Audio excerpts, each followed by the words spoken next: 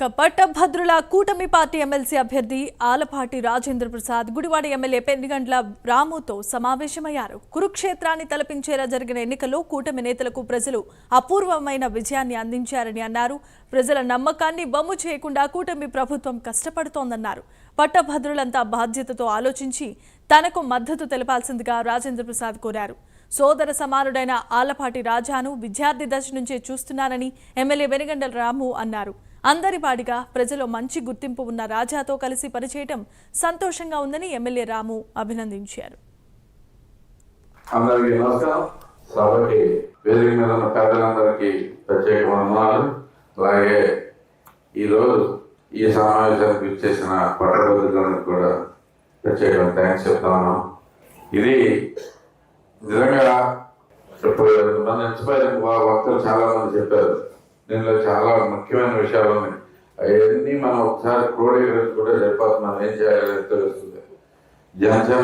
జనసేన వాళ్ళు ఫస్టే చెప్పారు, మేము మీకంటే ముందుంటాం, మేము బాధ్యత తీసుకుంటాం, ఇది మా బాధ్యత, మా నాయకుడిని పంపిస్తానికి ఆయన త్యాగం చేశారు అని చెప్పారు. సో ఇమీడియట్గా మీకు పూర్తిగా టైం ఇక్కడ కేటాయించాల్సింది మమ్మల్ని కోరుతూ ఉన్నాం. అలాగే బీజేపీ అధ్యక్షులు చెప్పారు, కొంచెం క్లిష్టమైన పరిస్థితులు ఉంటే పట్టభద్రులు అనగానే బద్దకస్తులు అన్నట్టుగా మాట్లాడటం జరిగింది. మంచి ప్రభుత్వం యొక్క ఆలోచనలు ఈ విధంగా ఉన్నాయి కాబట్టి దీనికి మద్దతు పలకాల్సిన అవసరం మొట్టమొదటిగా మన బాధ్యత అని చెప్పి తెలియజెప్పాల్సినటువంటి ఎన్నిక ఇది కాబోతుంది అని చెప్పి మీకు మనం చేస్తాము. నేను వ్యక్తిగతంగా బాధ్యతలో భాగస్వామిని అయి ఉండొచ్చు, అభ్యర్థిగా మీ ముందుకు రావచ్చు.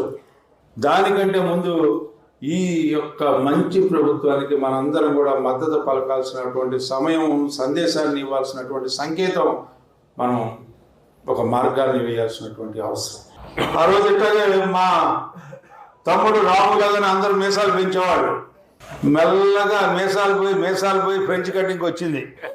కానీ మనకు పూర్వ గుర్తుగా మన రాముని చూడంగా నాకు అదే అనిపిస్తుంది. మన తాతల తండ్రులు ఫోటోలు ఎక్కడ నీళ్ళలో కనపడితే కాస్త మీసం తిప్పిన ఫోటో ఏదైనా ఉంటే రాము గుర్తుకొస్తాడు నాకు ఎక్కడైనా.